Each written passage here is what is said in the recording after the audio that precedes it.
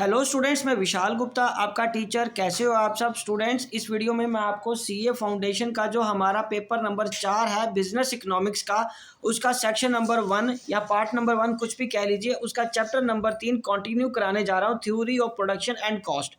Guys, इसके दो पिछले वीडियोज़ में मैं प्रोडक्शन वाला पोर्शन करा चुका हूँ। आज हम बात करेंगे कॉस्ट की। सबसे पहले कि कॉस्ट क्या होती है। कॉस्ट का मूल्य का मतलब तो आपको पता ना कि लागत मूल्य होता है, मतलब किसी चीज़ की प्राइस क्या होगी। प्राइस में तो हमारा उसकी कॉस्ट प्लस प्रॉफिट आ जाएगा, लेकिन कॉस्ट उसका बनाने का खर्चा। तो अकाउंटिंग में कॉस्ट क्या बोलते हैं हम, and entrepreneur has to pay price for the factors of production which he employs for the production. It is known as explicit cost. उसको क्या बोलते हैं हम, एक्सप्लिसिट कॉस्ट बोलते हैं। ठीक है गाइज। उसके बाद इकोनॉमिक कॉस्ट क्या है, it includes both explicit as well as implicit cost. Explicit cost और इम्प्लिसिट कॉस्ट दोनों इसमें शामिल होती हैं। That is cost of buying of input from the market and cost of using or market value of the self owned inputs, जिसमें हम क्या करते हैं, एक तो आउटले और अपॉर्चुनिटी कॉस्ट, इन दोनों का समीशन हो जाता है। आउटले का दूसरा नाम हम क्या कह सकते हैं, एक्सप्लिसिट कॉस्ट, और अपॉर्चुनिटी का दूसरा नाम क्या होता है, इम्प्लिसिट कॉस्ट भी बोल सकते हैं। उसके बाद डायरेक्ट और ट्रेसेबल कॉस्ट क्या है, both are those which are directly relationship with the component of operation like manufacturing a product. मतलब डायरेक्ट कॉस्ट जो हम विजिबल है, जो उस प्रोडक्ट पे हम अप्लाई कर सकते हैं।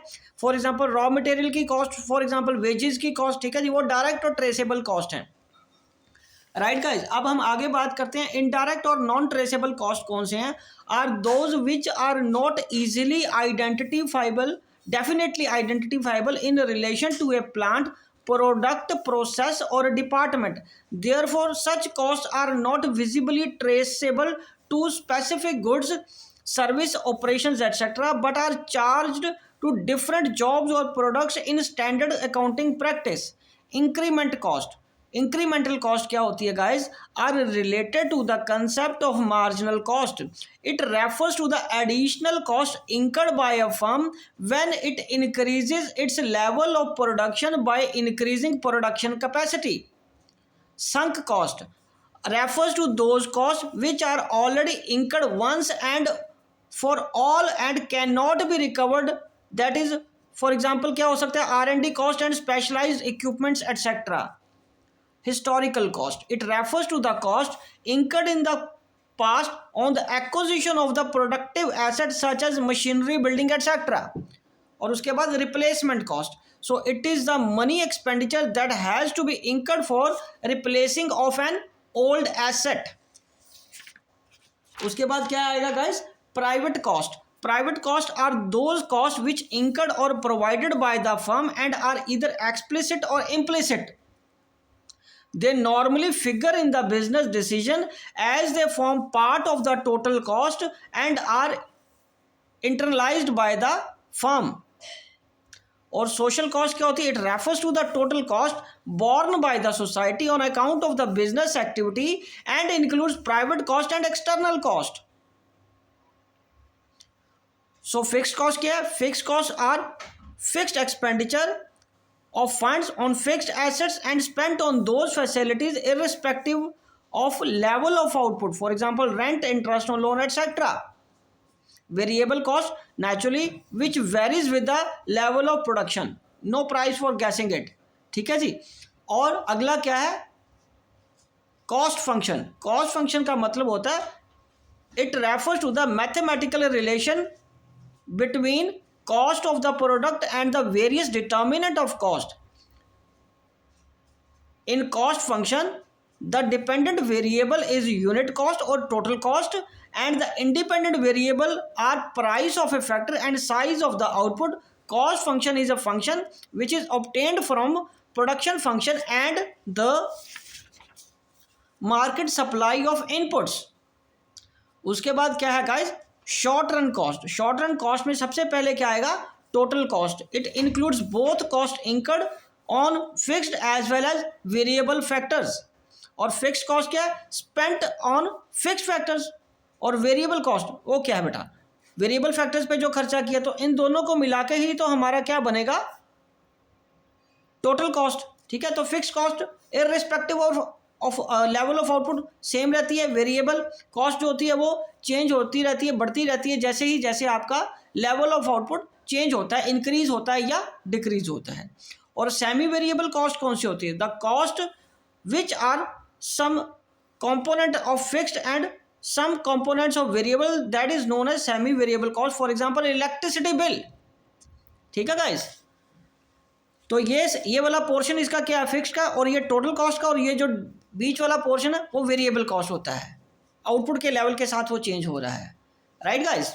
चलिए अब हम आगे बात करते हैं। Some cost are step fashion cost. These cost remain fixed up to a certain limit of output, but supply jumps to a newer higher level when output goes beyond a given limit.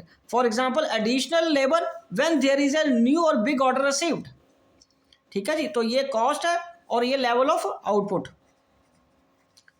ये तो x axis है, ये तो सबको पता ही होता है, ठीक है जी। हाँ जी, चलिए तो ये कॉस्ट इस तरफ है, जैसे कुछ लेवल तक वो कांस्टेंट रहेगा, फिर लेवल ऑफ आउटपुट बढ़ेगा तो फिर वो बढ़ जाता है, ठीक है जी। तो ये कांस्टेंट वाला पोर्शन आ रहा है ना, जो सीधे वाला पोर्शन है वो कांस्टेंट है, और जैसे लेवल ऑफ आउटपुट बढ़ता है फिर वो बढ़ जाती है। उसके बाद फिर कुछ लेवल तक कांस्टेंट रहती है, फिर वो आगे बढ़ जाती है। उसके बाद short run total cost curve. तो इसमें ये देखिए, ये टोटल फिक्स कॉस्ट है, ये टोटल वेरिएबल कॉस्ट है, और जिसकी वजह से टोटल कॉस्ट में ये फर्क आ रहा है नेचुरली। ये तो आपने +2 में अच्छे तरीके से किए हुए हैं, ये तो एक तरह की रिवीजन है सिर्फ, ये this is not a new concept for you guys, ठीक है जी। तो चलिए आगे बढ़ते हैं। Average variable cost. So average variable cost is obtained by dividing the total variable cost by the number of units of output produced. For example and average variable cost that is total variable cost upon Q. So average fixed cost is obtained by dividing the total fixed cost by number of units of output produced, that is average fixed cost is equal to total fixed cost upon Q। तो ये आपका आ गया average fix cost, ये आ गया total variable cost, ये आपका marginal cost, और ये एवरेज टोटल कॉस्ट, ठीक है जी। ये बहुत इंटरेस्टिंग डायग्राम होती है, ये सारे बच्चों को बनानी आनी चाहिए, ठीक है जी। ये आपको जब +1 में भी आपने ये पोर्शंस किए थे तभी आपको ये चीज़ें अच्छी तरीके से करवाई गई थी, याद कर लेना इसको दोबारा। Average total cost. So average total cost is sum of the average variable and average fixed cost. उससे कैसे आएगा? Total cost is divided by the total number of units produced, ठीक है जी। और इधर क्या आएगा? Marginal cost. मार्जिनल कॉस्ट कैसे आएगा? It is the MC is the addition to be made to TC by the production of an additional unit of output. मतलब marginal cost is equal to total change in total cost upon Q, और MC is equal to total cost of nth unit minus total cost of n-1 unit, मतलब एक previous unit की बात हो रही है। तो अब हम बात करेंगे relationship between AC and MC। So the relationship between MC and AC is the same as that between the other marginal average quantities. The following are the points of relationship between two. When AC falls as a result of increase in the output, MC is less than AC. When AC rises as a result of an increase in output, MC is more than AC. When AC is minimum, MC is equal to AC. ठीक है? In other words, MC curve cuts AC curve at its minimum point। और उसके बाद क्या है? Long run average cost. So guys long run average cost किसको बोल सकते हैं हम? Long run is a period of time during which the firm can vary all of its inputs, unlike short run in which some inputs are fixed and some are variables. In other words, where in the short run the time is tied with the given plant, in the long run the firm can build any size or scale of the plant and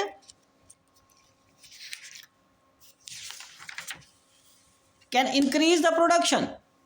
Everything is variable in long run, ठीक है जी, ये तो आपको पता ही है। So long run average cost curve is so drawn as to be tangent to each of the short run average cost curve. Every point on the long run average cost curve will be tangency point with some short run AC curve. The long run AC curve is often called planning curve because a firm plans to produce any output in the long run by choosing a plant on the long run average cost curve corresponding to given output. The long run average cost curve helps the firm in choice of the size of the plant for producing a specific output at least possible cost. The long run average cost curve initially falls with increase in output, and after a certain point it rises, making a boat shape. The long run average cost curve is also called the planning curve of the firm, as it helps in choosing an appropriate plant on the decided level of output. The long run AC curve is also called envelope curve because it envelops or supports a family of short run average curve cost curve from below. और ये उनकी diagrams बन रही हैं, ये देखिए, ये short run average cost है और ये लॉन्ग रन एवरेज कॉस्ट है, क्योंकि शॉर्ट रन एवरेज कॉस्ट जो है वो कौन कवर कर रहा है उसको, long run average cost curve cover कर जाती हैं उसको। ठीक है जी, आगे हम बात करेंगे इकोनॉमीज एंड डिसइकोनॉमीज ऑफ स्केल। ठीक है गाइज, तो ये डायग्राम अच्छी तरह देख लेना, इसको बना लेना। गाइज आप वीडियो को स्लो करके पॉज करके भी अपने नोट्स कंप्लीट कर सकते हो।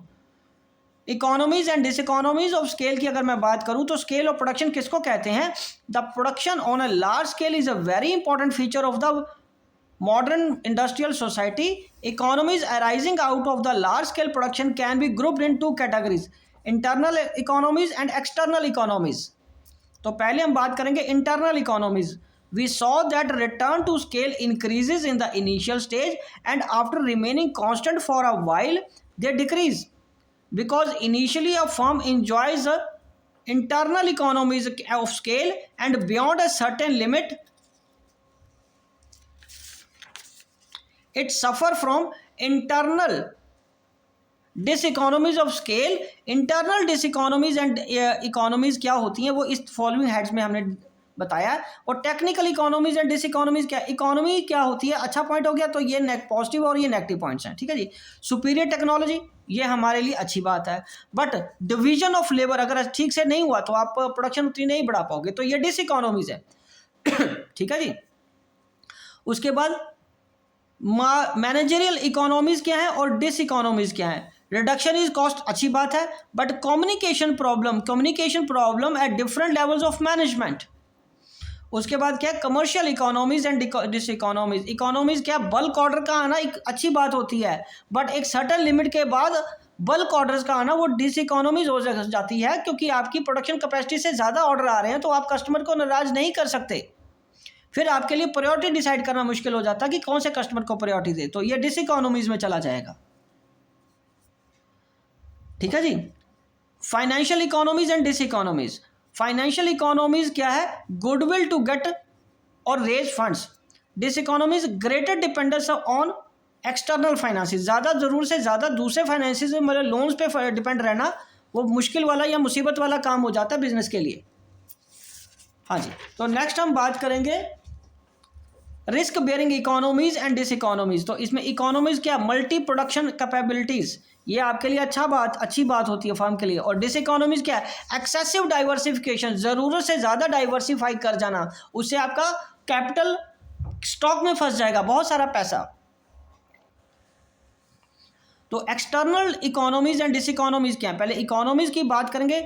Cheap labour and capital equipment, technological external economies, development of skilled labour, growth of ancillary industry, better transportation and marketing facilities, economies of information, ये सारे इकोनॉमीज हैं गाइस। उसके बाद हाउएवर एक्सटर्नल इकोनॉमीज में cease if there are certain disadvantages which may neutralise the advantage of expansion of an industry. ठीक है guys, we call them external diseconomies. These are originated outside the firm, especially in the input markets. वो क्या, increase in price of input, shortage of supply, transportation and marketing cost etc. ठीक है जी, तो ये था हमारा कॉस्ट वाला chapter. इसी के साथ ये टॉपिक यहाँ कंप्लीट होता है। और अगले पोर्शन में मैं आपको कराऊंगा, अगली वीडियो में हम करेंगे इसका start chapter number 4 price determination in different markets, unit number 1 meaning and types of market को अंडरस्टैंड करेंगे। तो आप मेरे चैनल को सब्सक्राइब करना ना भूलें और अपने वीडियोस देख के कोर्स कंप्लीट करते रहिए। ओके जी, विशिंग यू गुड लक।